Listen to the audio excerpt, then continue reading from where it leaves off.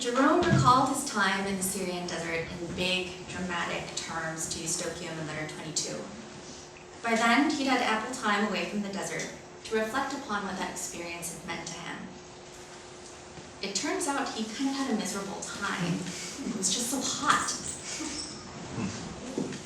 He says, "Oh, how often did I, living in the desert, in the vast solitude, which offers monks a horrible place to live, burned by the scorching sun, imagine myself enjoying Roman delights."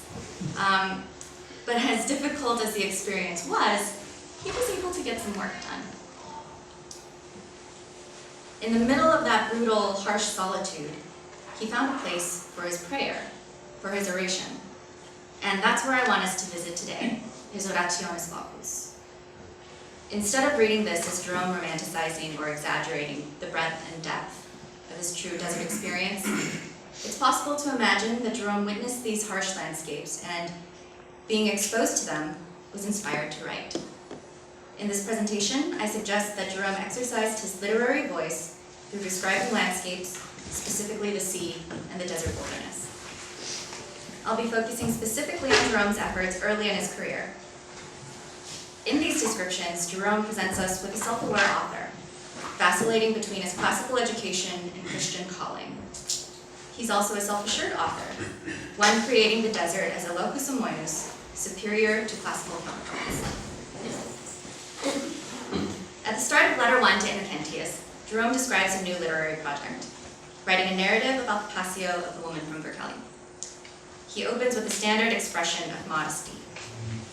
In the next section, Jerome continues expressing doubt over his writing abilities by describing himself as lost at sea. Equating a difficult sea voyage with the launch of a literary project is by no means a Hieronymian invention.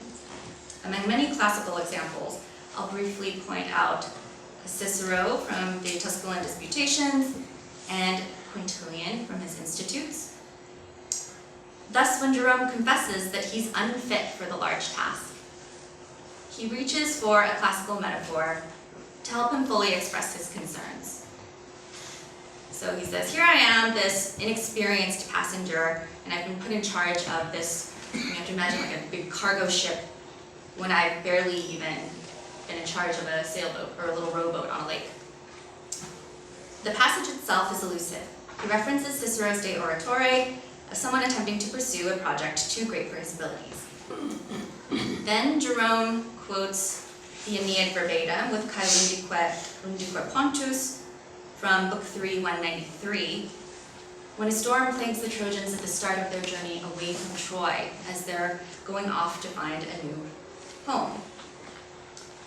There follows another quotation from 2 lines later in the Aeneid, in Horuit unda tenebris, but here it's flipped around. And Jerome contrasts the white waves with a dark night, also a distinctly poetic phrasing. Putting winds to one's sails, as we've seen, was also a popular metaphor for launching a writing project. So Jerome's fondness for poetry and rhetoric is part of what enriches the opening of this section, but also signals his willingness to rely upon it, to do a lot of heavy lifting. So almost like a talented musician who starts out playing covers of popular songs before he debuts his original work. Jerome continues his literary journey in letter 2, although his doubts are broader about whether he's qualified to be a true desert monk. Jerome knows he wants to live as an ascetic, but taking that next step is difficult. Jerome communicates this mindset by using landscapes as metaphors for his literary goals. He feels tied to the literature that excites him, that propels his writing forward, but feels likewise committed to pursuing the life of a desert monk, a life that asks him to leave his secular pleasures and comforts behind. So he's lost at sea again. So he quotes Virgil once more, but conflates 2 similar passages, one from Book 3 and another from Book 5. And he's also stuck in medio elemento. His use of elementum is interesting, as it can carry more than one meaning that might be relevant here. While it can simply mean water or any of the other natural elements, it could also mean somebody's liberal arts education. And indeed, the word may connote the rudiments of such a literary education, designating the alphabet, elementum. So, If he's stuck in the middle of the sea, trapped between Virgil and more Virgil, it's clear why he hopes for some external guiding force, the Sancti Spiritus Aura, to sort of waft him to his own literary destination. So coupled with these marine metaphors are descriptions of what he hopes to find once he gets on land. Poets have their mountain glens, philosophers their gardens. All of these places by Jerome's time had grown dense from cultural and literary accretions. These ideal landscapes are all blessed with preternatural abundance, and their elements are all predictable. We need shade, water, and song as minimum features, but you could also add flowers, the sound of birds, and a breeze. However, these ingredients allow for some variation and creativity. Authors all have the same notes, but it's up to the individual whether he plays rock or jazz. So in other words, the way in which the authors describe their landscapes tells us about their rhetorical aims. But for Jerome, our fever-dream suffering, Virgilian Ciceronian Christian, what literary landscape could he explore and claim as his own? He tells us. I wish that I could look upon the desert. So already with this brief description, Jerome plays with the formulation of the classical locus homoius. The desert, now lovelier, amoeniorum, than any urban space, and bereft of inhabitants, becomes paradise instead of the verdant groves in classical literature. Jerome writes letter 3 to Rufinus, telling him about his own recent travels and hoping to convince his friend to visit. It had been a while since they'd seen each other. Jerome recalls being separated from his friend and having felt lost at sea. On all sides were the sea, and on all the sky. Until at last, Syria becomes his chosen port, his fidissimus portus, his literary haven, and this would be the start of his new writing prospects. Perhaps not coincidentally, after he chooses Syria, he stops using the sea and sky everywhere quotation from Virgil. So he's settled on the place and expresses how much he'd like to see Rufinus. Spending time with someone who shares his mindset mattered more to him than a sailor desires a port after a storm, more than dry fields thirst for rain. His affection for Rufinus extends beyond the tropes of classical rhetoric. His concerns lie elsewhere. Having found his port, Jerome can focus on the landscapes and literary work that truly matter to him, the desert as the Christian locus homoius. And he has an opportunity to exercise his rhetorical abilities further. Jerome describes the brave and admirable Benosis, a friend from his youth, who withdrew to a pure and desolate solitude. Jerome gives this landscape some special treatment.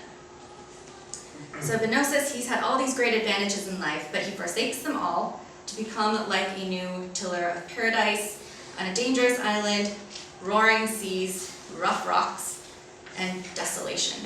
It's all very terrible. And the virtue of Benosis' dwelling is that it's harsh. And by the rest of the description, Jerome calls attention to the fact that it's antithetical to a locus homoius by listing the classical features it doesn't have. It doesn't have soft grass, pleasant shades, gentle breezes, only sharp rocks, exposed cliffs, and roaring seas. The more horrible, the more opportunity for Benosis to prove his faith.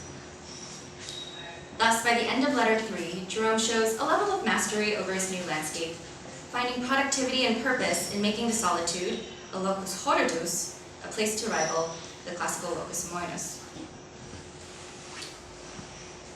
Jerome's efforts to privilege the solitude as the best destination is his efforts are especially clear in the Vita Pauli. So in it, Jerome creates a topsy-turvy topography by taking a beautiful classical landscape and making that a locus horridus in its contemporary Christian context. Jerome draws us 2 vivid pictures of the tortures that martyrs had to face during persecutions of Decius and Valerian, and I quote the second martyr narrative here. So there is another martyr who is in the bloom of his youth, taken to Amoenissimos Hortulos. So here we have this true classical gardenscape. With lilies and roses, there's a murmuring stream, leaves rustling in the breeze. We are checking all the boxes on our How to Write a Pleasant Landscape checklist. But there's a twist. This is similar in type to an Ovidian locus homoius, and the landscape in which Persephone was abducted by Hades helps illustrate the point. So this description here develops many of Ovid's themes echoed in his other narratives, but the relevant part for us is how he juxtaposes the beauty of the scene and the innocence of Persephone with the sexual violence to follow. In fact, the violence is heightened by the betrayal of the setting, a setting that should, by its beauty and tranquility, promise security. We see a similarly jarring juxtaposition in the Vita Pauli. Our martyr lies in an idealized space, but who's lurking around the corner? It's that comely lady of loose morals, the Meretrix Speciosa, the Hades to the martyr's Persephone.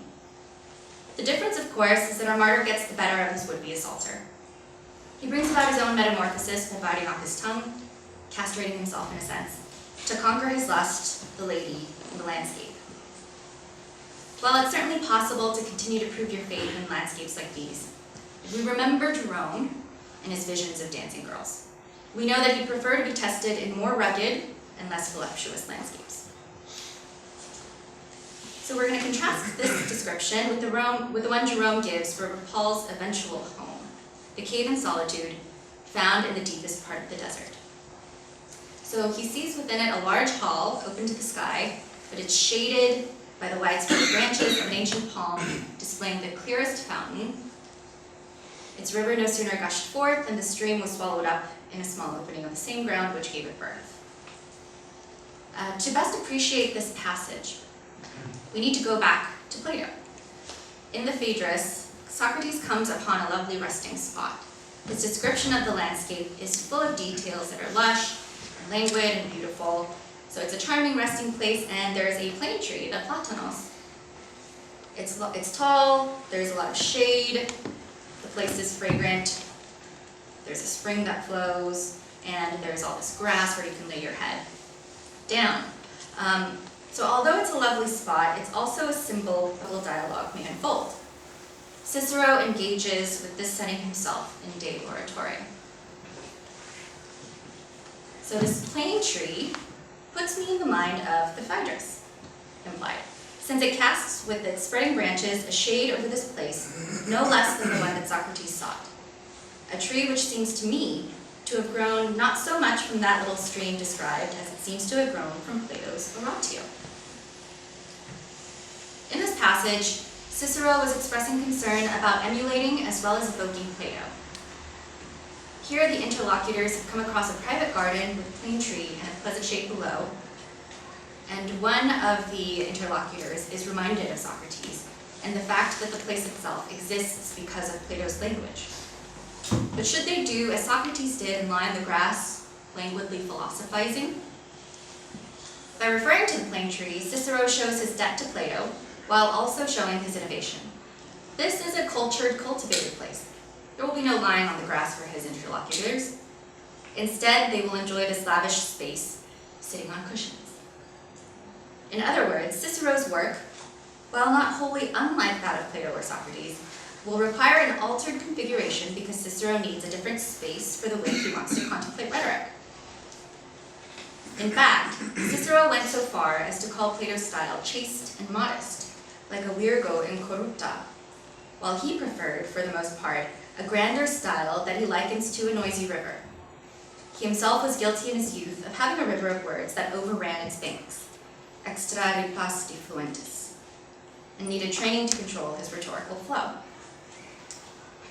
We can extend a similar reading to Jerome.